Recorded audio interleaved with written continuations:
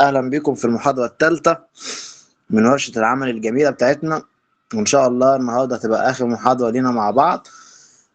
يعني أنا اتبسطت جدا جدا بوجودي معاكم يا جماعة، وكان شرف ليا وجودي معاكم الفترة الصغيرة دي، وإن شاء الله مش آخر مرة، يعني مش أول ولا آخر مرة بإذن الله. آه، المحاضرة بتاعتنا إن شاء الله النهاردة يا جماعة بتدور حول جزئين. أول جزء بإذن الله يعني هنراجع التاسك بتاع المحاضرة اللي فاتت سريعا كده، مش هنطول فيه. والجزء الثاني بتاع المحاضرة بتاعتنا النهاردة وهو السيلز. تمام كده يا شباب؟ زي ما قلنا في المحاضرة الأولى في الخطة اللي خدناها أول محاضرة، حد فاكر الخطة اللي خدناها أول محاضرة يا جماعة؟ قلت لك إن التسويق بيضم الخمس حاجات دول. حلو كده يا شباب؟ فإحنا عرفنا إن السيلز جزء لا يتجزأ من التسويق. خلاص، انا حين ما هتكلم عن التسويق لازم اذكر معاه السيلز. حلو كده. فانا النهارده يا دكتور محمد داخل معاك الورشه دي عشان اتعلم اسوق لمشروعي، اسوق لنفسي، اشتغل في التسويق. طب انت هتشتغل في التسويق، لو عملت عمليه التسويق بتاعتك كامله والدنيا تمام، بس ما فيش حد يعني ياخد منك الفلوس، يحجز لك، يبيع لك الحاجه، هل عمليه التسويق بتاعتك كده ناجحه؟ لا، انت كده صرفت مصاريف على الفاضي.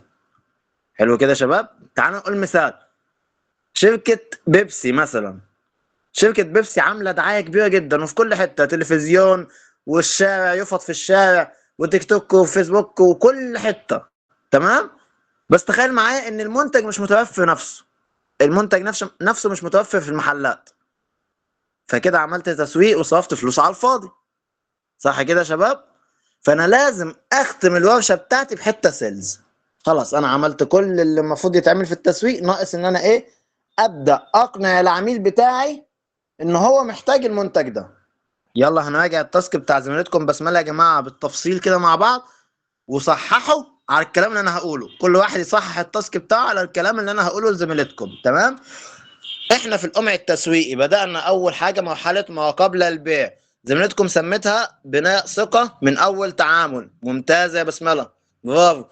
ليه مهمه؟ افتحوا الفايل معايا يا جماعه. الفايل اتبعت على الجروب. لأن العميل في أول تعامل بيقرر بسرعة إذا كانت التجربة آمنة أو لا. الثقة بتقلل تردد الشراء وتزود احتمالية إعادة الشراء. ممتازة، برافو. إجراءات عملية، صورة واضحة، توضيح كل حاجة لصفحة المنتج، مدة التسليم وسياسة الاسترجاع. جميل. جواب خلال ساعات أو أقل. تأكيد الطلب فورا برسالة فيها تفاصيل الشحنة ورقم التواصل. ماشي. بطاقة شكر أو رسالة صغيرة، تغليف محترم مع ملاحظة شخصية بسيطة، ضمان واضح أو سياسة استبدال بسيطة، نموذج رسالة فورية بعد الطلب، واتساب أو إيميل. تمام. شكرا جدا على طلبك رقم كذا تم تأكيده. طب حلو جدا. احنا مرحلة ما قبل البيع قلنا بنعمل فيها ايه يا جماعة؟ اللي يعرف يرفع ايده. بصوا يا جماعة، في مرحلة ما قبل البيع انا بستخدم حاجة اسمها ايه؟ اسمها التسويق بالتجربة. ركز معايا في النقطة دي. التسويق بالتجربة يعني ايه؟ قلت لكم يا شباب على الموقف بتاع اللعبة، وانا بلعب ظهرت لي اعلان للعبة تانية العبها في الاعلان. قلت لكم على الموقف ده ولا لا يا شباب؟ تعال احكي لكم موقف كده يوضح لكم حاجة اسمها التسويق بالتجربة. من انجح اليات التسويق اللي هتستخدمها هي التسويق بالتجربة دي. يعني ايه يا دكتور محمد؟ انا يا جماعة من عادتي كده بعد ما بخلص شغل خالص بالليل كده خالص وافصل دماغي بقى، اقعد على التيك توك، اقعد على الفيسبوك، اعمل اي حاجة، اتكلم مع حد، العب بابجي، حاجات زي كده. فكنت من كام يوم بلعب لعبة شبه بابجي. تمام. فراح ظهر لي اعلان. انا متعود بقى ان ايه، خلاص الاعلان هيعدي الوقت بتاعه، هسكيب وخلاص هكمل زي ما انا. لقيت الاعلان ايه؟ واقف مش بيتحرك. طب ايه المفروض اعمل ايه؟ بيقول لي اضغط هنا. فلسه بدوس على الشاشه، لقيته مدخلني في اللعبه ان انا العبها. انا العبها بالفعل، اداني بتاع 10 ثواني 20 ثانيه كده العب اللعبه. بعد ما لعبتها هوب عجبتني، هوب طلعت من اللعبه اللي انا كنت فيها ورحت حملتها هي من على جوجل بلاي وكملت عليها. فهو ده يا جماعه التسويق بالتجربه. فهمتوا التسويق بالتجربه يا شباب؟ زي حته البرفيوم وزي حته العينات المجانيه بالظبط. فالتسويق بالتجربه ده انا بستخدمه في مرحله ما قبل البيع. طب دلوقتي يا دكتور محمد البند بتاع رحمة بتاع ملابس، ازاي هخلي العميل يجربه؟ يا سيدي ما تخليهوش يجربه، على الأقل على الأقل معاينة قبل الاستلام زي ما قالت زميلتكم رحمة.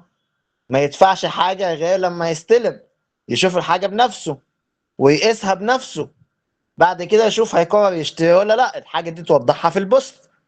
ده رقم واحد.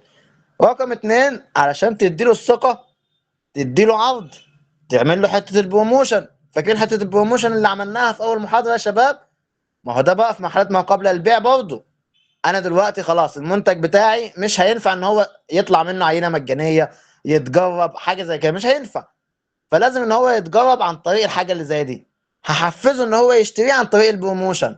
طب جميل. دلوقتي يا بسمله، انت عندك عبايه مثلا، فالعبايه دي ما يقرب من 100 عميل طلب الاوردر، وخلاص معاينه قبل الاستلام، وعندك 100 عميل شاف العبايه وجربها.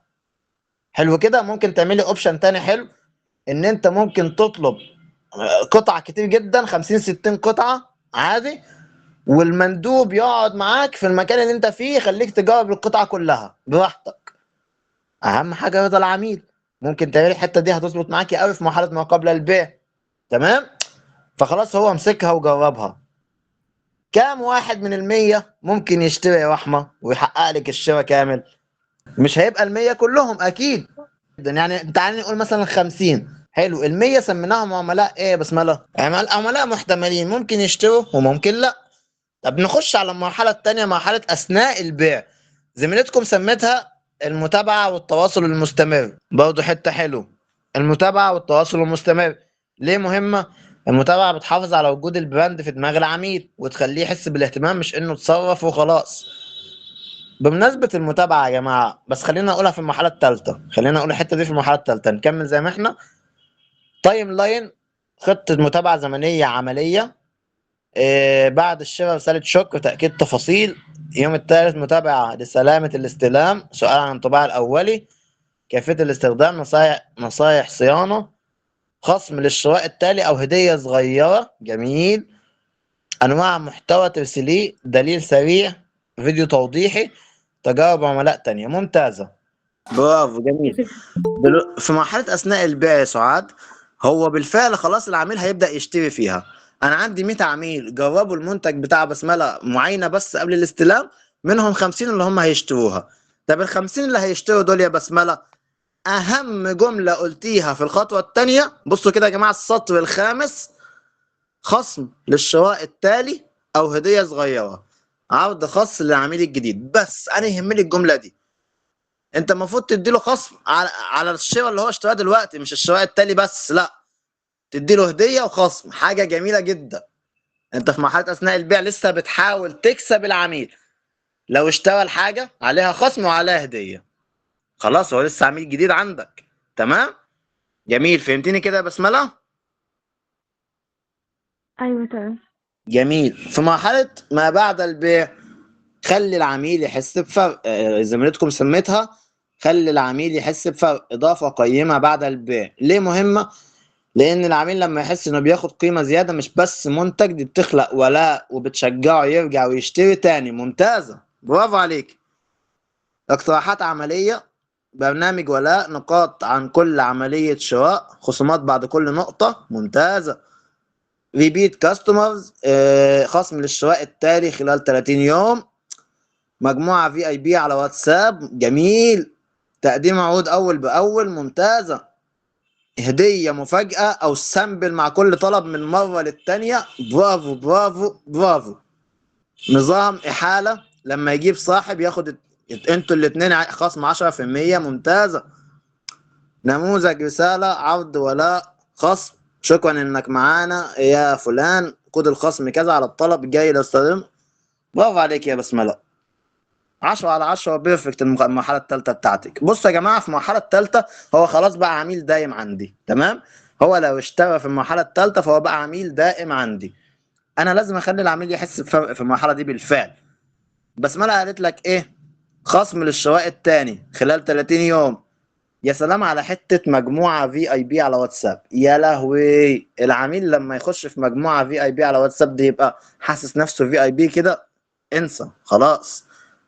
يا سلام لما تروح يشتري منك حاجه وتروح تبعت له سامبل من حاجه تانية يجربها، فيروح المره الجايه يشتري الحاجه اللي اشتراها قبل كده ومعاها الحاجه التانية اللي انت بعت منها سامبل. كل واحد فينا يا جماعه كان عميل قبل كده، فانت تفكر بقى انت كعميل ايه اللي يبسطك، ايه اللي يرضيك، زي ما عملت بسمله كده. برافو عليك. حته ياخدوا هما الاثنين خصم 10% دي جميله، برافو عليك.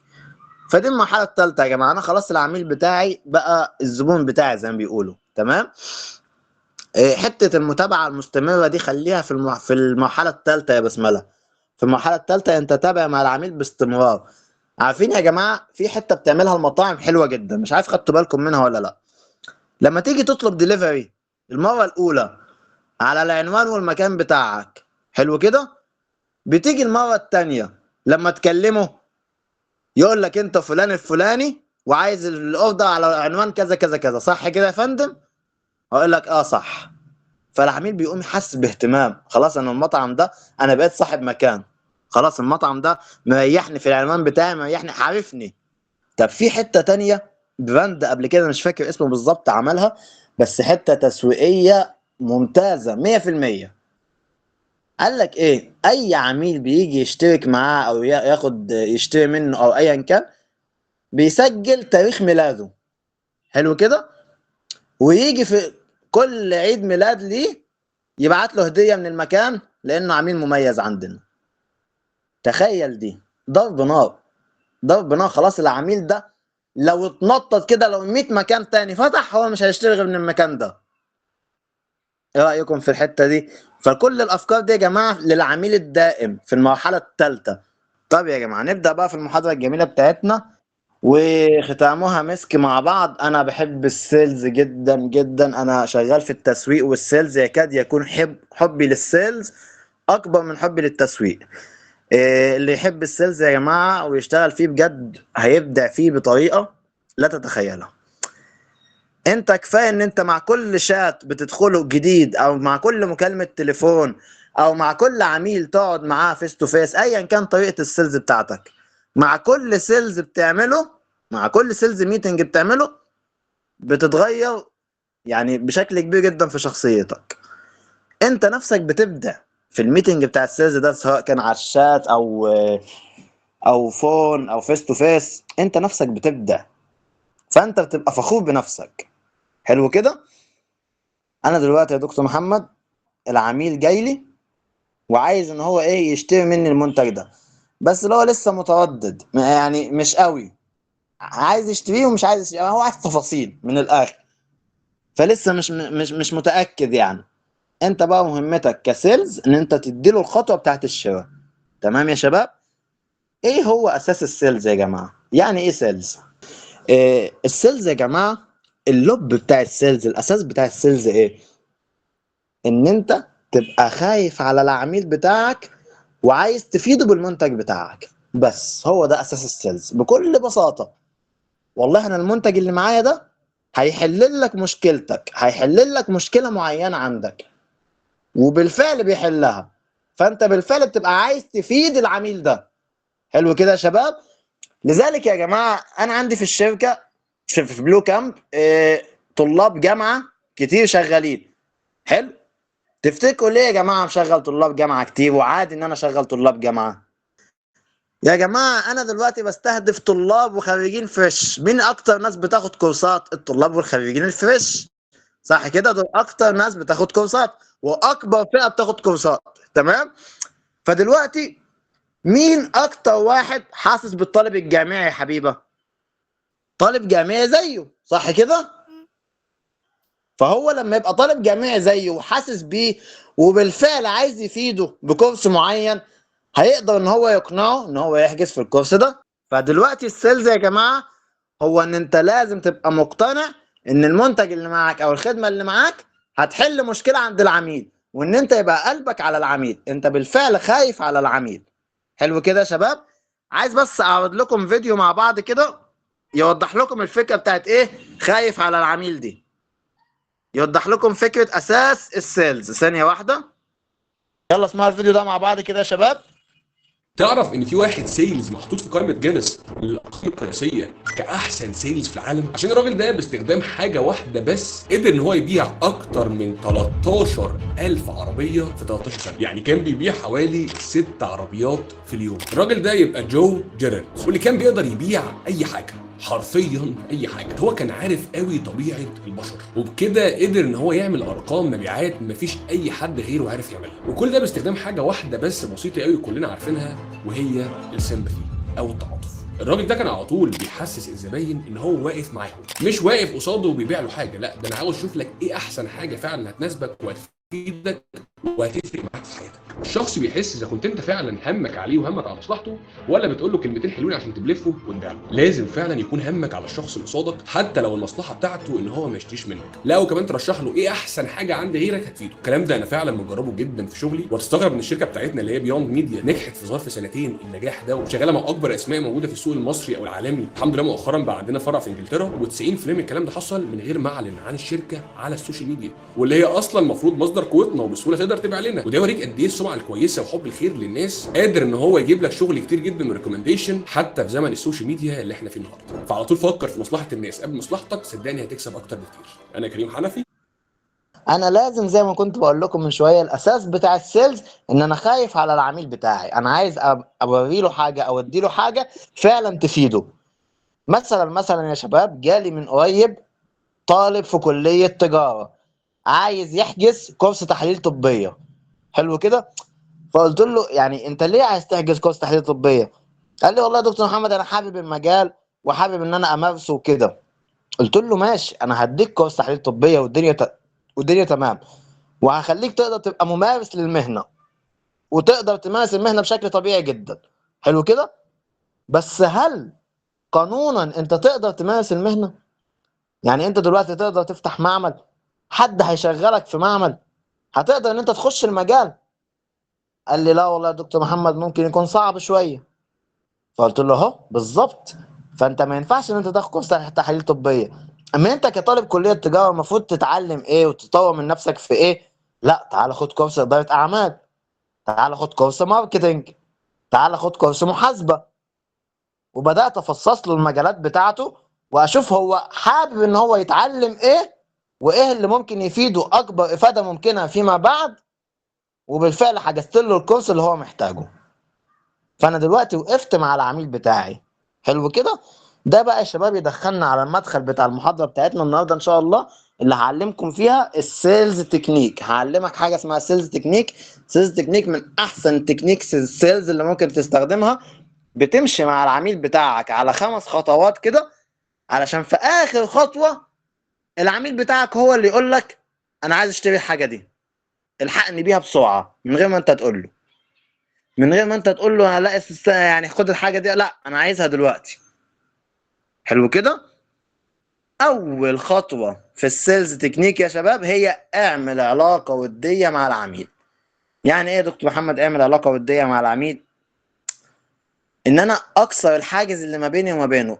ايس بريكنج. حد سمع عن كلمه ايس بريكنج قبل كده يا شباب؟ الايس بريكنج، انا دلوقتي لما بتعامل مع اي بني ادم جديد في الدنيا بيبقى في حاجز ما بيننا احنا الاثنين، اللي هو ايه، يعني مش مرتاح كده، مش قادر اخد راحتي في الكلام معاك، مش حاسس الكلام معاك لسه، حاسس ان انت هتشوفني رخم، حاسس ان انت هتشوفني دم تقيل، حاسس ان انت هتشوفني بطريقه وحشه. فده التلج اللي ما بينك وما بينه، نفس الاحساس عند اللي قدامك برضه. فانت عايز تكسر التلج ده. ازاي يا دكتور محمد؟ هزار خفيف، ضحك، كلام عن حاجه معينه، كلام عن الطموح بتاعه ومستقبله، تروح تدمجها كده مع هزار. اهم حاجه في الايس بريكنج في السيلز يا جماعه ان انت تهزر مع العميل بتاعك تكسر التلج اللي ما بينكم كده، تكسر الحاجز اللي ما بينكم. خلاص يبقى العلاقه ما بيننا وديه، احنا اصحاب، مش عميل وسيلز، لا احنا اصحاب. تمام. بس خد بالك، في ملحوظتين عايز اقولها لكم في النقطه دي. كلمه احنا اصحاب ممكن تفهمها غلط. يعني ايه افهمها غلط يا دكتور محمد؟ يعني بيقول لك خليك فريندلي مع العميل بس مش فريند للعميل. تفرق. ازاي يا دكتور محمد؟ يعني انا دلوقتي العميل بتاعي انا علاقتي معاه وديه جدا، بس مش لدرجه العشم، مش لدرجه ان هو ممكن ايه ياخد مني حاجه خصم عشان احنا اصحاب، اروح اديله اسرار تبع الشركه عشان احنا اصحاب. لا، ما توصلش معاك للمرحله دي، ما توصلش معاك ان هو يهزر معاك هزار تقيل. لا لا لا لا، انت مش صحاب، احنا علاقه فريندلي وليس الصحاب جامد. تمام، حلو جدا، عشان بس الامر ما يختلطش عليكم. وقال لك حاجه كمان في العلاقه الوديه، لما تيجي تتكلم عن هزار او ضحك او اي حاجه، 3 حاجات ما تتكلمش عليهم. حد يعرف ال3 حاجات دول ايه يا جماعه؟ ال3 حاجات دول خط احمر في الكلام في السيلز عنهم، او في العلاقه الوديه عامه، وفي البرزنتيشن سكيلز كذلك برضه: السياسه والكوره. حلو كده، السياسه طبعا عارفين ما نتكلمش فيها ليه، والدين برضه عارفين. حد هيطلع يسالني يا دكتور طب الكوره ازاي؟ يا دكتور الكوره ما اتكلمش عنها؟ ده الكوره دي هي اهم حاجه هكسر التلج ما بيني وبين العميل بتاعي. يا سلام لو ماتش الاهلي والزمالك اللي فات اتكلم عليه بقى، وب شفت الاهلي الماتش اللي فات عمل ايه يا راجل، ده كسر الزمالك، لا بس الزمالك كان هيفوز في الاول، لا مش عارف ايه، ويبدا يتكلم كده. ليه يا دكتور محمد ما اتكلمش عن الكوره؟ هقول لك حاجه، في الكوره يا جماعه في حاجه اسمها التعصب بتاع الكوره ده غلط، ممكن اصلا يبوظ لك البيعه كامله. تخيل ان انت اهلاوي والعميل بتاعك زملكاوي، او العكس. حلو كده، لو المنتج بتاعك احلى منتج في العالم مش هيشتري منك. ايه رايك بقى؟ ليه؟ لان انت اهلاوي او لو ان انت زملكاوي. هو كده، هو في الكوره بالذات ما ينفعش ابدا ان انت تخش في البند ده في العلاقه الوديه. تمام كده يا شباب؟ طب جميل. فانا دلوقتي عملت علاقه وديه مع العميل. تاني مرحله وهي اخليه يتكلم عن المشكله بتاعته، او اخلق له انا مشكله. انا دلوقتي العميل بتاعي طالب في كليه مثلا كليه علوم. حلو كده، فالعميل بتاعي بيتكلم معايا بشكل طبيعي جدا، حضر مثلا سيشن مجانيه او دخل معانا في الشركه او ايا كان، فبدات اتكلم معاه. لا طب انت دلوقتي في سنه كام؟ لا والله انا في سنه رابعه. حلو، في سنه رابعه تعرف حاجه عن التحاليل الطبيه حاليا ولا ايه الدنيا معاك؟ لا والله انا لسه ما اعرفش اي حاجه. لا ازاي؟ ده انت المفروض في سنه رابعه، حتى لو مش هتشتغل في المجال لازم تبقى فاهم المجال، بحيث ان انت لو هتفتح معمل بعد كده تقدر ان انت تفتحه وتاخد الدبلومه وتفتحه. او مثلا لو مش هتفتح معمل هتاخد المجال كمجال جانبي. المهم ان انت لازم هتتعرض للمجال لانه مجال اساسي عندك في الكليه بتاعتك. ازاي ما تعرفش حاجه زي دي؟ فانا دلوقتي عملت ايه يا جماعه؟ خلقت له مشكله. عارف اللي هو فوقته؟ عارف لما حد يفوقك؟ زمان يا جماعه، زمان خالص، كان معانا زميلنا في ثالثه ثانوي. حلو كده، فزميلنا ده خد اول ثالثه ثانوي كده لعب بقى وضحك والكلام ده، وكان مطنش الدنيا خالص، واللي هو عادي مش حاسس بحاجه. عارف البني ادم لما يبقى ماشي في الدنيا كده مش حاسس بحاجه، او بالظبط كده. فجاء على شهر 12 كده ولا حاجه، واحد زميلنا تاني، القصه دي احنا فاكرينها لغايه دلوقتي، شوف عدى عليها كام سنه، فاكرينها لغايه دلوقتي، لان هو كان معايا في علوم برضه. فالمهم، واحد زميلنا تالت قابله، راح قال له ايه الاخبار وعملت ايه وصلت لغايه فين في المواد. راح قال له ايه؟ قال له لا والله انا لسه ما بداتش. ازاي يا عم انت لسه ما بداتش؟ ده استاذ فلان الفلاني وصل لغايه كذا، واستاذ كذا عملنا معاه امتحان، واستاذ كذا بقى خلص معانا اول 5 بيبان. وبص سود له الدنيا في وشه. ايه رايك بقى؟ فدلوقتي زميلنا اللي معانا ده الاولاني ده فخلاص قال لك ايه؟ لا ازاي الكلام ده؟ ده انا اتزنقت. هوب روح البيت، قفل على نفسه، تك تك تك، 3 4 شهور بقى كأنه زي اللي بدأ من الأول. هو ده بقى الفوقان يا جماعة، هو دي الحقنة اللي بتفوق بيها العميل بتاعك. في المرحلة التانية لازم تعمل معاه حركة زي دي. تمام؟ أخلق له مشكلة، أو لو هو عنده مشكلة أخليه يتكلم عنها. والله أنا الفترة دي عايز فعلا أبدأ أهتم بمجال التحاليل الطبية، ومش لاقي كورسات كويسة، مش لاقي معمل انزل اتدرب فيه. ويبدأ تخليه يتكلم عن المعاناة بتاعته. ليه؟ علشان العقل الباطن بتاع العميل بتاعك يبدأ يترجم انه لا احنا في مشكلة فعلا دلوقتي. ما انا ممكن لما اخلق له مشكله او احسسه بالذنب زي ما كده يجي معاه بالسلب، يعني مش يبقى ايجابي. في اشخاص بتيجي حلو، معاهم حاجات بالسلب. كنت حاسس ان السؤال ده هيتقال، كنت حاسس، علشان المثال اللي انا قلته. بصوا يا جماعه، مش دي اللي هيجي معاها بالسلب، مش دي التحفيز العكسي، لا لا لا، مش دي. انا هنا مش بحفزه بطريقه عكسيه يا اخوانا. المثال اللي قلت لكم عليه من شويه بتاع زميلنا ده ممكن يكون حسسكم ان هو تحفيز عكسي، بس لا. انا هنا بخلق له مشكله. ايه بخلق له مشكله؟ بحسسه ان هو فعلا محتاج الحاجه دي، محتاج ان هو يتعلم تحاليل طبيه، محتاج ان هو يحسن من ستايل لبسه لشكل معين، محتاج اخلق له مشكله عن المجال بتاعي، مش تحفيز عكسي. دي غير دي يا سعاد، فاهمه الفكره؟ تمام، شكرا. جميل جدا، زي الفل. وخلي بالك انا بكلمك على المثال اللي قلناه، ده زميل وزميله حلو. انت مش هينفع تتكلم معاه بنفس الطريقه دي، اللي هو انت ازاي مش واخد دلوقتي، ده انت هيطلع عينك في سوق العمل، ده انت ما ينفعش. ما ينفعش، انت فعلا كده هتسودها في وشه، لا ده غلط. تتعامل معاه بطريقه مهنيه، اللي هو ازاي، لا انت فعلا محتاج ان انت تعمل كذا كذا كذا. خلاص، هو فعلا حس ان هو محتاج يعمل كده، بس كده. ولا تأفور له الموضوع ولا اي حاجه. فهمت كده يا سعاد؟ رقم 3 يا جماعه، قال لك اديله حل للمشكله اللي انا خلقتها له، بس ايه، بعيد عن المنتج بتاعي. ازاي يا دكتور محمد؟ ما تتوهناش. هو دلوقتي محتاج ان هو يتعلم تحاليل طبيه، صح كده؟ طب انا هقول لك فكره حلوه. في مجموعه كورسات على اليوتيوب حلوه جدا. ايه رايك ان انت تبدا تدور عليها؟ وانا كان في زميل ليا في كليه علوم خد الكورس ده من اليوتيوب، كورس جميل جدا، واروح ابعت له اللينك بتاعه. حته ممتازه. انا لغايه دلوقتي ببني ثقه مع العميل بتاعي. دلوقتي العميل يا سعاد اللي انا بكلمه ده حس ان انا خايف عليه، صح، وعايز افيده ولا لا. فانا دلوقتي اديت له حل للمشكله بتاعته يا جماعه، بعيد عن المنتج بتاعي اللي هو بعيد عن الكورس بتاعي. طب رقم 4 قال لك ايه؟ قال لك انصحه نصيحه برضه بعيد عن المنتج بتاعك وبعيد عن المشكله اصلا. بس نصيحتي ليك، اول ما تاخد كورسات او تدوس في المجال برجلك كده نظري، ما تسكتش. انزل دور على اي معمل او اي مستشفى حتى تشتغل فيها ببلاش، علشان ايدك تتعود على الشغل العملي. دي نصيحة منك ليه. تمام كده لغاية دلوقتي يا وحمة؟ تمام. تمام. العميل بتاعي يا وحمة لغاية دلوقتي حس بايه؟ حاسه ان انا خايف عليه، اللي انا اهم حاجه عندي مصلحته. حلو جدا.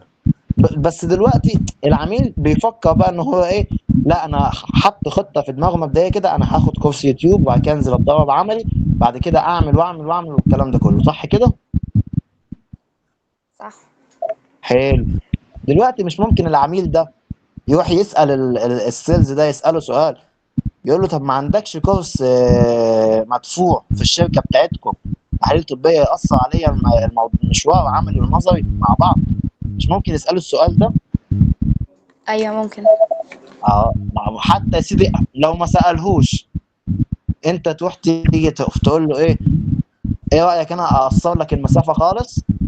دلوقتي انا سمعت ان عندي في الشركة منزلين كورس تحاليل طبية عملي ونظري، وابدا اديله مميزات كاملة وشهادات معتمدة والكلام ده كله. ايه رأيك احجز لك فيه؟ دلوقتي يا رحمة هيحجز فيه ولا لا؟ هيحجز اكيد. حلو. وصلنا لاخر مرحلة بقى، المرحلة الخامسة، وهي ايه اللي انا لسه قايلها دلوقتي؟ اديله المنتج بتاعك اللي بيقدم له الحل ده. خلصت على كده. ودول الخمس مراحل بتوع السيلز تكنيك.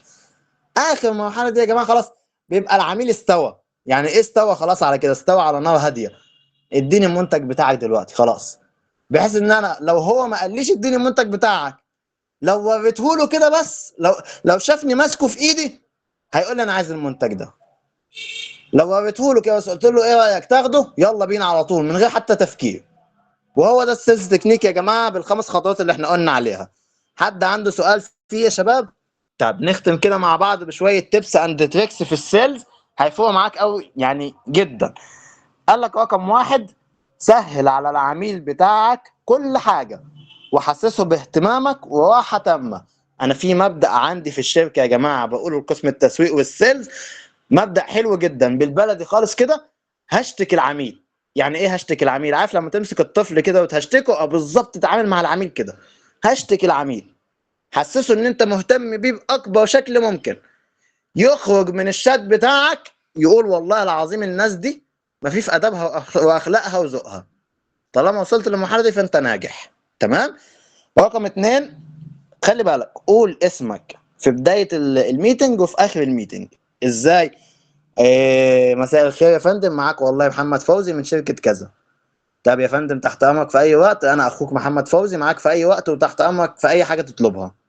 قلت اسمي في البدايه وفي النهايه. الحته دي نفسيا بتفرق مع العميل وبتبني ثقه ما بينكم. تمام. ممكن ما تحسهاش، بس دي يا جماعه في علم النفس، حته الاسم دي بتبني ثقه في علم النفس. تمام.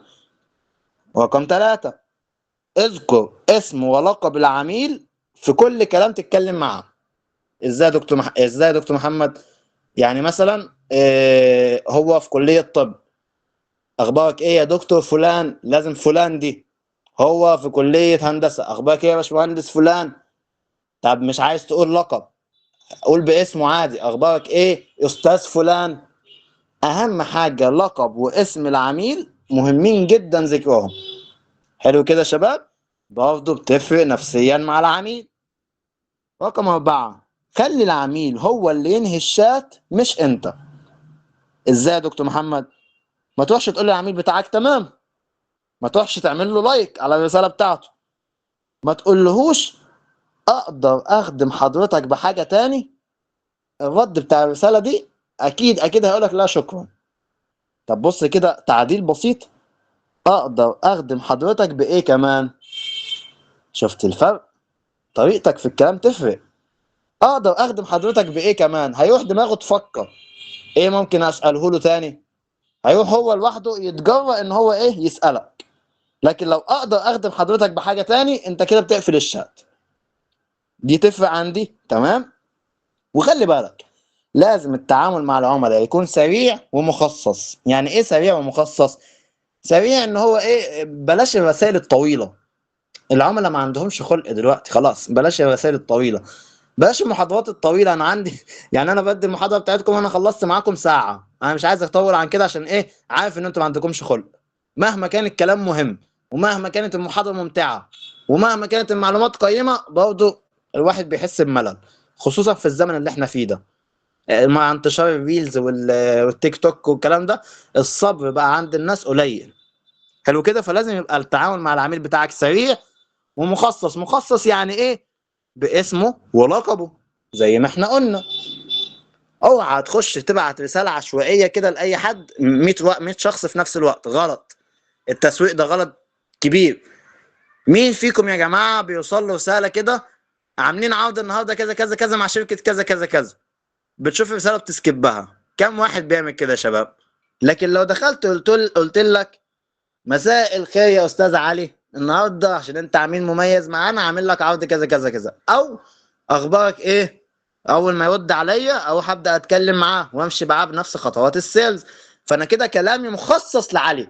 العميل بيحب ان هو ايه، يحس نفسه مخصص، يحس نفسه برايفت كده. من الاخر كده يا شباب، انا كده خلصت معاكم الورشه الجميله بتاعتنا، ختامها مسك زي ما احنا قلنا.